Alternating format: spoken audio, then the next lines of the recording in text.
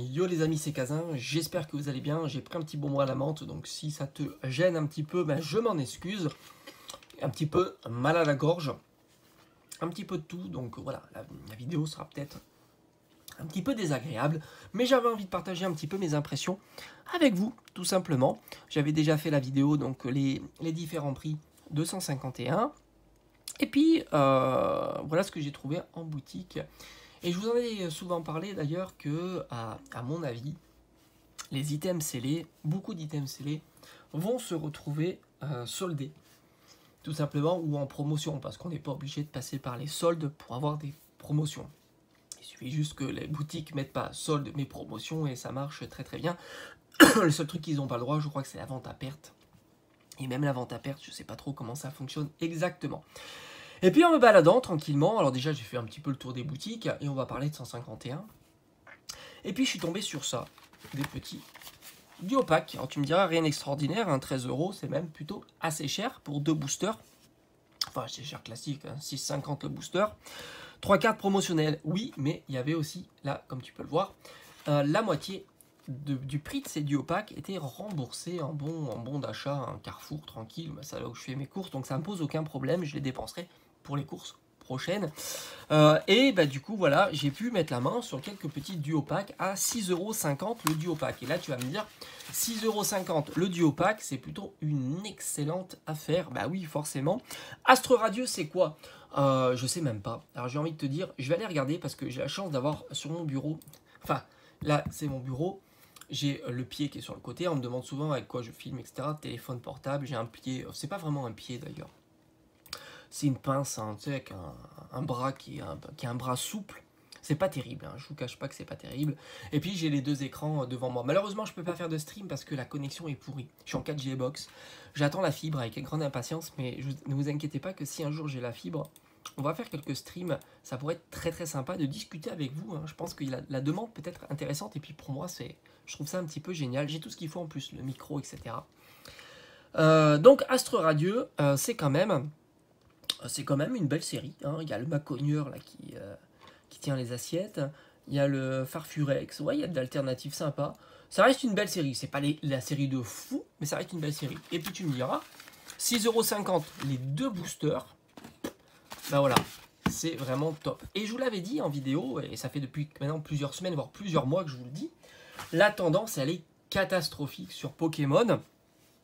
Sur tout un tas de paramètres. J'en ai même discuté avec différents gérants de boutiques de jouets et ils me le disent aussi, hein, ils ne les vendent pas, les boosters Pokémon, que ce soit les EV1, les EV2, les EV3. Il y a énormément, même le Zénith Suprême, oui, Zénith Suprême, ils ne vendent rien. Ils vendent évidemment quand ça sort, et puis il y a énormément de stocks qui restent là, comme ça, les coffrets Morpeko, les coffrets, même Pikachu, j'en ai fait une vidéo, un Pickwick, ça ne se vend pas.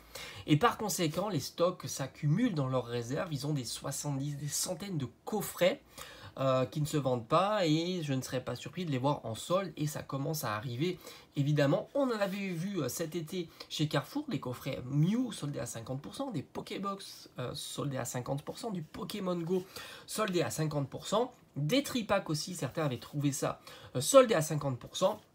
Là, je viens de trouver à 50% des duo-packs et tout ça risque de s'enchaîner s'il n'y a pas une impulsion un petit peu sur la demande des cartes. Et ce qui est assez marrant, on fait un petit peu le grand écart, puisque les Pokémon restent très populaires sur les réseaux sociaux, tu peux le voir, hein, tu as énormément de box break, ultra populaires, beaucoup stream en ouvrant des cartes Pokémon toute la journée, et c'est ce qui est assez paradoxal.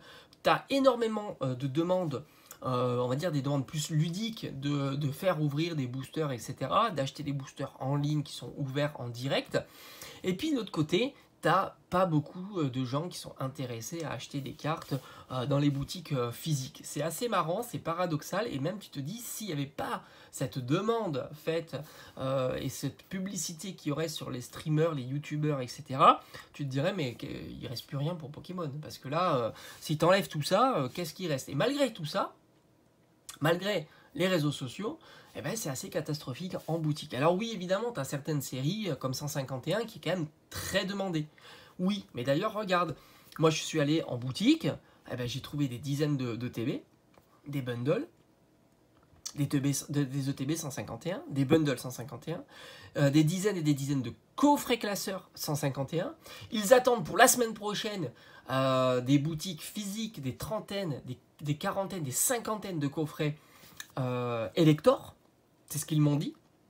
Donc, ils attendent énormément de stock. Alors oui, ça part assez vite. Hein, dès qu'ils arrivent, forcément, hein, les ETB sont demandés, parce qu'en plus, ce sont des ETB. Mais il y a du stock. Hein, malgré que le stock soit aussi mal distribué, hein, tu l'as vu, parce qu'on ne peut pas dire qu'il n'y a pas de stock sur cette série-là, puisque sur des plateformes de stream, tu as des ouvertures quasiment toute la soirée, quoi. Donc, il y a quand même du stock sur 151, il y a énormément d'ouvertures. Et ce qui me fait dire aussi, c'est que, étant donné qu'il y a beaucoup d'ouvertures, les cartes vont se casser la figure. Et là, franchement, c'est assez hallucinant. Le prix des cartes, mais c'est juste fou. Va regarder le prix des cartes, tu prends sur EV1 par exemple, tu as des alternatives EV1, mais tu peux les trouver pour 20 ou 30 euros, mais pas plus. Pas plus. Les Méridons, les Corédons, les Gardevoirs, elles ne font que de diminuer, mais ça ne fait que ça de diminuer. Si tu checkes les prix, j'avais un petit peu laissé tomber les blocs anciens, EV1, EV2, les prix se cassent la figure. EV2, c'est pareil, c'est juste un carnage sur EV2. Tu as énormément de cartes qui sont ultra bon marché. Tu as du Palmaval alternative à moins de 15 euros. Palmaval alternative c'est 15 euros. Même Yaskarad, qui était la carte, je me souviens, hein, quand elle était sortie, tu la trouves à 20, 25 euros, péniblement 25 euros. Et puis, dis-toi un truc, c'est que tu peux largement négocier les prix, demander, etc. D'ailleurs, je vais recevoir, normalement, tout à l'heure, je devrais recevoir une belle réception. Tu verras qu'il y a des cartes de fou. Enfin, de fou. Il y a des belles cartes qui m'ont coûté vraiment pas très très cher. Parce que la tendance, elle est hallucinante. Tu as des full art Évolution Céleste pour pas cher. Mais vraiment pas cher. Alors que Évolution Céleste, c'est une série difficile. Et les full art, les Givrali, les évolutions sont pas chères et ne cessent de diminuer. C'est ça en fait le truc. C'est que à la limite, si les prix restaient stables, tu te dis, bon, bah ok, les prix sont stables, il y a une offre, une demande, et puis les prix sont ce qu'ils sont. Mais là, ça ne fait que diminuer. Plus tu t'attends, plus ça diminue. Et j'ai envie de te dire, c'est le pire scénario, parce qu'on est vraiment en déflation. C'est-à-dire que t'attends, et ça diminue. Ça diminue, et ça diminue. Donc forcément, j'ai envie de te dire, beaucoup me posent des questions. Est-ce que c'est intéressant d'acheter telle ou telle carte? Est-ce qu'elle pourra valoir telle ou telle valeur? Mais franchement, j'en sais rien. On est dans un moment qui est un peu nouveau, où on était très très haut, on s'est cassé la figure. Et on se dit, mais jusqu'à où ça va aller? Des cartes radieux, ça vaut rien. Cartes radieux, ça vaut 50 centimes, 20 centimes, 30 centimes, tu as des 1 euro. Voilà, les cartes radieux, ça vaut absolument rien. Les ex, tu le vois, hein, ça vaut pas grand-chose. Les full art, c'est une catastrophe. Tu as énormément de full art qui valent moins de 10 euros. Même les full art, on va dire, un petit peu hypés, des Pokémon populaires, ça vaut entre 10 et 15 euros. C'est assez catastrophique. Même sur les séries difficiles, Évolution Céleste, comme je te dis, les évolutions, alors évidemment hors Noctali, parce que Noctali il est un petit peu populaire, mais ça se casse la figure. Surtout, tu as une tendance qui est à la baisse. Alors les GG texturés, je t'en parle même pas. Les GG texturés, d'ailleurs souvent j'en achète régulièrement, il y en a beaucoup qui sont entre 5 et 10 euros. Incroyable. Les dresseurs alternatifs, c'est pareil, ça ne fait que diminuer. Regarde Zénith Suprême, c'est juste fou. Donc c'est compliqué. On a l'impression qu'on ne s'en sort pas de cette spirale qui diminue. Alors c'est pas pour me plaindre, hein. Franchement je suis plutôt content. Ça me permet d'acheter des cartes pour pas très très cher. Mais c'est vrai que tu te dis, est-ce que ça va continuer comme ça? Parce que tu perds de l'argent. Les terras cristallisées, c'est pareil, hein. Du Déden terra cristallisé, c'est même pas 10 euros. Roigada terra cristallisé, c'est entre 5 et 10 euros. C'est juste hallucinant. T'as énormément de cartes qui se cassent la figure, même les Dracofeu, hein, faut pas croire. Le terra cristallisé, si t'es un petit peu patient, alternatif, mais à 100 balles, tu peux le trouver. À 100 euros, tu peux le trouver. Ça va vite, évidemment, mais tu peux le trouver. Ce qui est même assez fou, tu prends lui, le Elector, qui vient de sortir. Je l'avais mis à peu près à 70 euros. C'est à peu près sa cote actuelle. Mais il y en a plein qui me disent, mais à 70 euros, dis-moi où c'est, moi je l'achète tout de suite. Mais pourquoi l'acheter tout de suite? Pourquoi l'acheter tout de suite en sachant qu'il y a 90% de chances qu'il se casse la figure? Donc il ne faut pas l'acheter tout de suite. Il ne faut pas. Je veux dire, t'as le temps, t'es patient. Les offres, il y en a plein. Il y en a plein, tu es tranquille, tu regardes les offres, tu envoies des messages et tu pourras le trouver pour 70 €. Mais pourquoi se précipiter? La tendance, elle est hyper à la patience. Et c'est ça qui est assez curieux. C'est que il y a même en boutique, les items partent pas si vite. Alors 151, ça fait figure d'exception, mais il n'empêche, j'étais là à me balader, j'en ai vu plein des 151. Et je précise que j'en ai pris aucun. Je n'ai pas acheté de TB, je n'ai pas acheté de bundle, je n'ai pas acheté de classeur, j'en ai pas besoin, j'en ai suffisamment dans ma collection, j'en ai gardé 2-3 pour faire des ouvertures plus tard, à des moments importants de la chaîne, 10 000 abonnés, 15 000 abonnés, et etc., etc. Et on ne sait jamais, on peut rêver même un jour d'avoir les 100 000 abonnés. Enfin là, c'est dans un siècle, je serai certainement mort, mais on ne sait jamais. Donc, les questions qu'on me dit, est-ce que c'est intéressant d'acheter telle ou telle carte à ce moment, mais j'en sais rien. J'en sais rien puisque ça ne fait que diminuer. Alors, hors exception, il peut y avoir des petites cartes comme ça, mais même le Magic Card, maintenant tu le trouves à 80 €, il était à 100 €, enfin tu vois, il a fait des montagnes russes, mais j'ai envie de te dire, on est dans un moment très compliqué. C'est pour ça qu'il y en a qui me disent les investissements, etc., mais il faut arrêter, parce que là, même sur Zénith Suprême, tu as 50% de chance d'avoir du Zénith Suprême en solde. Donc du Zénith Suprême à 50%. Donc imagine-toi le coffret Morpeko à 50 € ou 60 € quand tu as les 7 boosters, l'avoir pour 30 ou 40 € quoi. Et encore, c'est même pas 50% là. Bah, mettons qu'il a genre 30%, etc.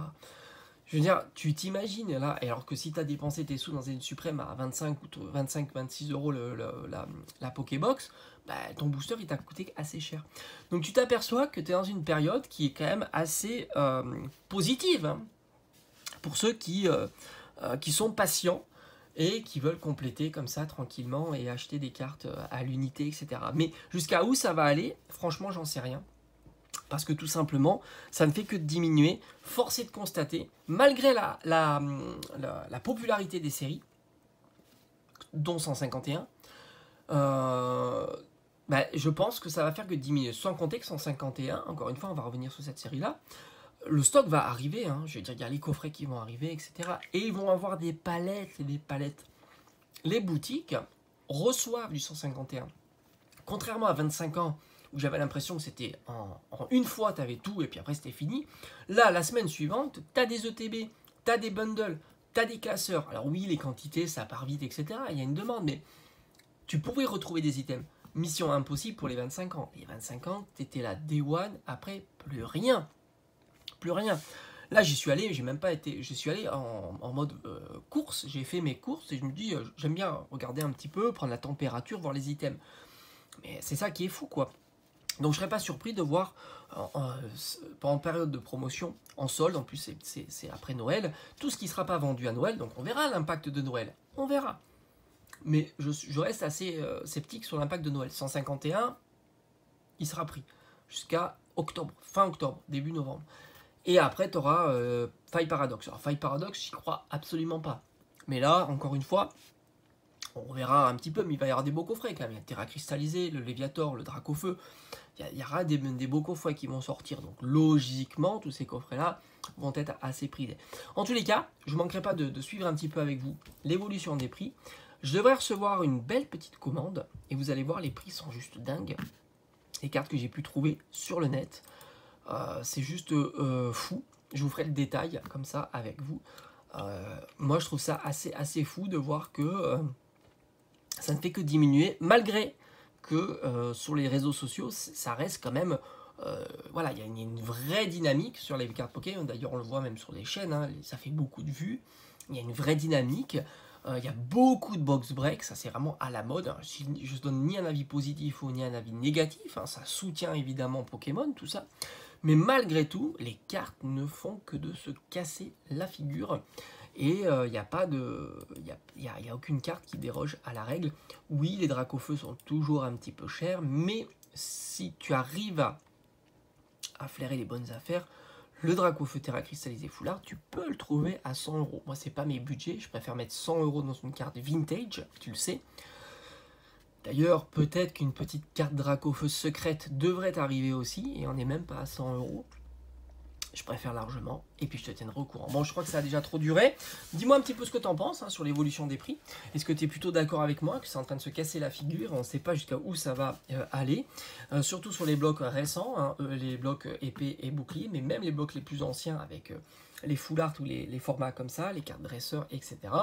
Et encore une fois, moi je vous donne pas de conseils, vous faites ce que vous voulez. C'est juste mon avis personnel que je partage. Je ne donne absolument pas de conseils, encore moins pour de l'investissement. Voilà, parce qu'on est dans une période où ça ne fait que diminuer.